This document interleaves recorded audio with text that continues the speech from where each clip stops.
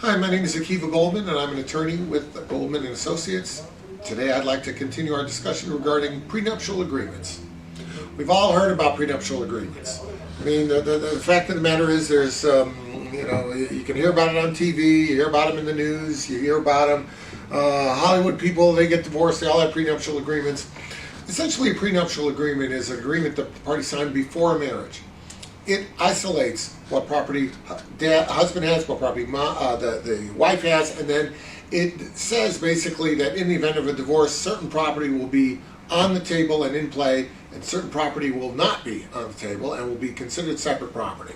That's the basic concept of a prenuptial agreement.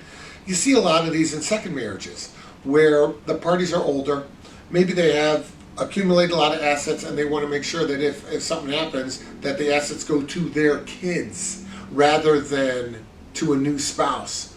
Regarding that relationship of which the parties aren't 100% certain whether or not it'll work. So, or maybe both parties have, maybe it's a blended family, and one party wants to make sure that his or her assets go to his or her kids and not to the children of the other one. So we see prenuptial agreements in that context a lot. There's one very important thing that I think the public needs to understand about prenuptial agreements. In Michigan, prenuptial agreements are not etched in stone, simply in terms of whether or not the court will enforce it. The court will always try to enforce contractual agreements. The court will always try to make sure that what it does is consistent with what the parties wanted. But in a prenuptial agreement, the court always has the discretion to decide the validity of the prenuptial agreement, taking into account fairness. The court can look at a perfectly valid prenuptial agreement and decide that under the circumstances it's not fair, and therefore it can invade the property that's the subject of the prenuptial agreement. It can nullify parts of the agreement. It can keep parts of the agreement.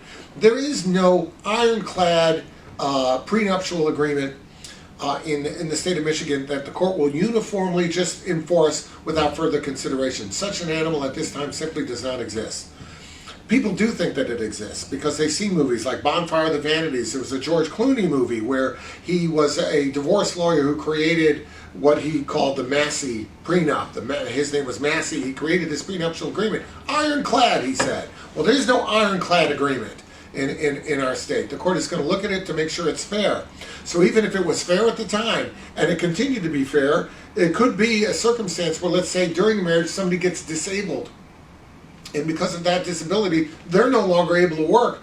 The court could use that as a reason to invade the property that's subject to the prenuptial agreement and give the disabled person more of the assets because of that circumstance that arose. So there is opportunity for the court to make its own determinations regarding that. If you have questions about making a prenuptial agreement or the enforcement of a prenuptial agreement, obviously give us a call, and of course we'll be glad to help you out.